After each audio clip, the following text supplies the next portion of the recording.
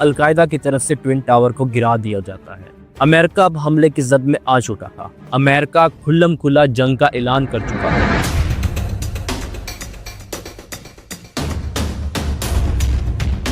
और फिर आगाज होता है ऑपरेशन जॉ ब्रेकर का। टोटल 13 टीम्स अमेरिका की तरफ से अफगानिस्तान में दाखिल की जाती है। हर टीम में 8 फौजी होते हैं और वो अफगानिस्तान में पहले से मौजूद नॉर्दर्न अलाइज के साथ मिलकर आहिस्ता आहिस्ता तालिबान पर हमला स्टार्ट कर देते हैं। American CIA team northern allies के साथ मिलकर काबुल की तरफ बढ़ने लग जाती है और आहिस्ता आहिस्ता उन तमाम इलाकों पर काबिज हो जाती है जहां तालिबान या अलकायदा के लोग मौजूद थे। अमेरिकन टीम्स और नॉर्दर्न अलाई मिलकर टोटल 5000 आदमी होते हैं, मगर काबुल में मौजूद अलकायदा और तालिबान के लोग मिलकर 15000 लोग होते हैं।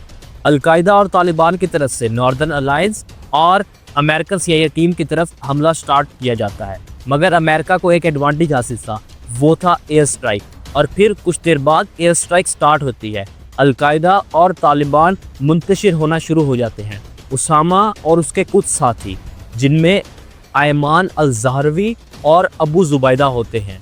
अबू ज़ुबैदा और इनके साथ कुछ और लोग तोरा बोरा की पहाड़ियों की तरफ चले जाते और फिर नॉर्दर्न अलायंस और अमेरिकन CIA टीम्स काबुल में काबिज हो जाते हैं और उसामा को ढूंढना शुरू करते हैं, मगर उनको काबुल में वो मिलता नहीं। वो फिर आसपास के पहाड़ी इलाकों में ढूंढना स्टार्ट करते हैं। कुछ टीम्स तोरा बोरा की पहाड़ियों की तरफ जाती है, उनको वहाँ उसामा बिन लादेन के होने के सबूत मिलते हैं, मगर अमेरिकन की इतनी तादाद नहीं थी कि वो उसामा बिन लादेन पर हमला कर सके। CIA टीम्स की तरफ से अमेरिका में राब्ता किया जाता है कि इनको फौजी मदद चाहिए, मगर वो इनकार कर देते हैं।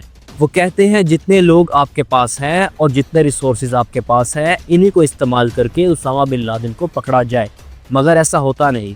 और फिर एयर स्ट्राइक्स का आगाज़ होता है। 9 दिसंबर 2001 लगातार 56 घंटों के लिए तोरा बोरा की पहाड़ियों पर हमला किया जाता है और ऐसा लगता है कि उसामा बिन लादेन मर चुका है।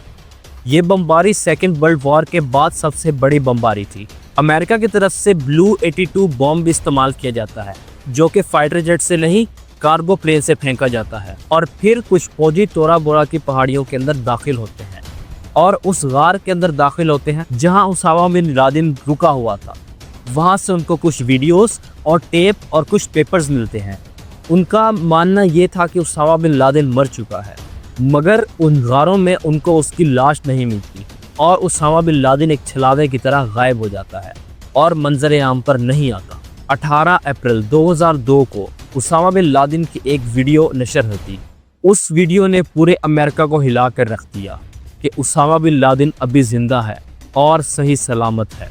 तोरा बोरा की पहाड़ियों में जब अमेरिकन CIA की तरफ से तलाशी ली जाती है तो उनको वहाँ कुछ टेप्स मिलती हैं। जब उन टेप को चलाया जाता है तो उनको वहाँ कुछ वीडियोस मिलती हैं। उन वीडियो में जब 9/11 का जिक्र होता है तो उसामा बिन लादेन कैमरे के पीछे मौजूद एक शख्स को अप्रिशिएट करता है और कहता है, मुख्तार तुमने अच्छा काम किया।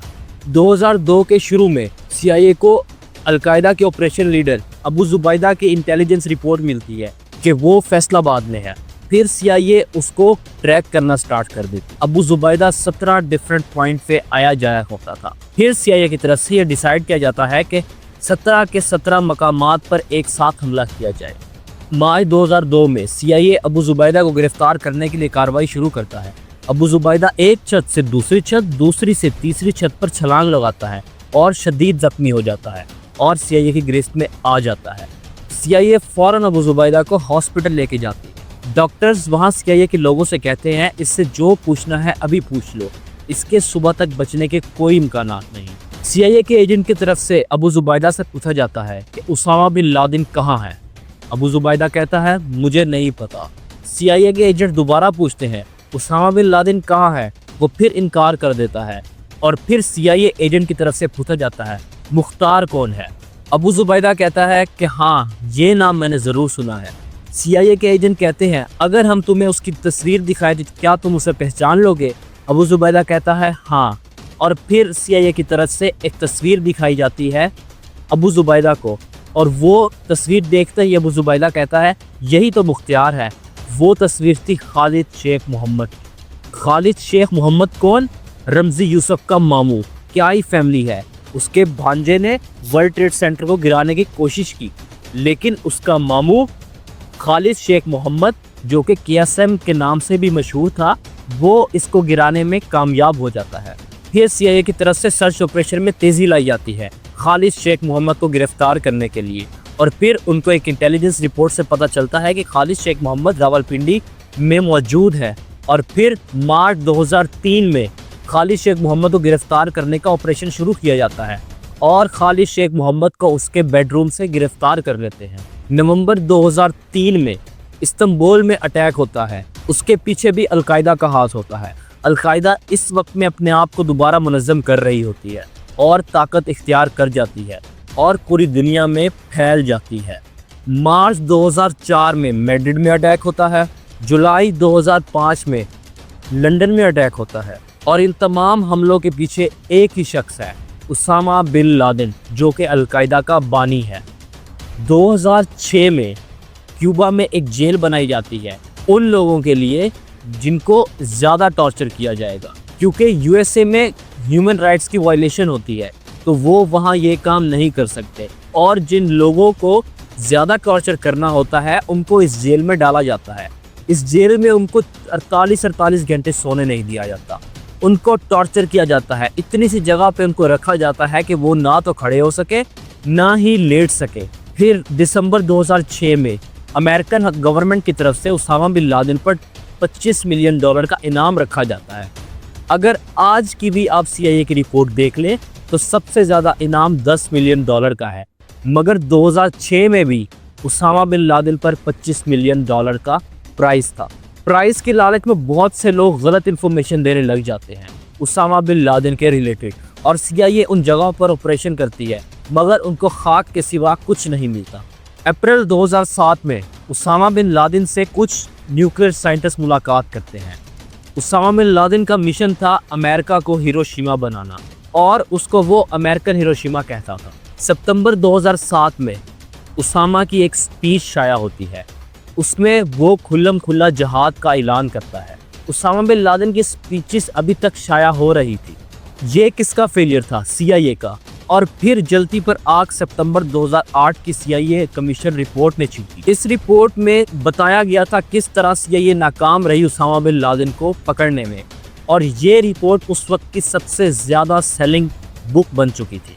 और फिर जनवरी 2009 में बराक ओबामा अमेरिकन प्रेसिडेंट बनते हैं और उसामा बिन लादेन को ढूंढने का ऑपरेशन तेज़ कर दिया जाता है। और फिर CIA डायरेक्टर और ओबामा की एक मीटिंग होती है जिसमें टास्क फोर्स बनाई जाती है जिसका स्पेसिफिक काम था उसामा बिन लादेन को ढूंढना, उसको गिरफ्तार करना या तो उसको मौत के घाट उतार देना। फरवरी 2009 में जॉर्डन से एक शहरी को गिरफ्तार किया जाता है जिसका नाम होता है अल बलावी। उसका जुर्म क्या होता है? अलकायदा के हद में पोस्टिंग कर। जॉर्डन हुकाम की तरफ से CIA से रब्ता किया जाता है, क्या आप इस शहरी को यूज़ करना चाहेंगे? CIA इसी मौके के ताक में बैठी थी। जैसे ही अल बलावी की कस्टडी CIA के हवाले की जाती है, CIA कोशिश करती है कि अल बलावी को अपनी तरफ कर लिया जाए और उसको एक एसिड की तरह यूज़ किया जाए।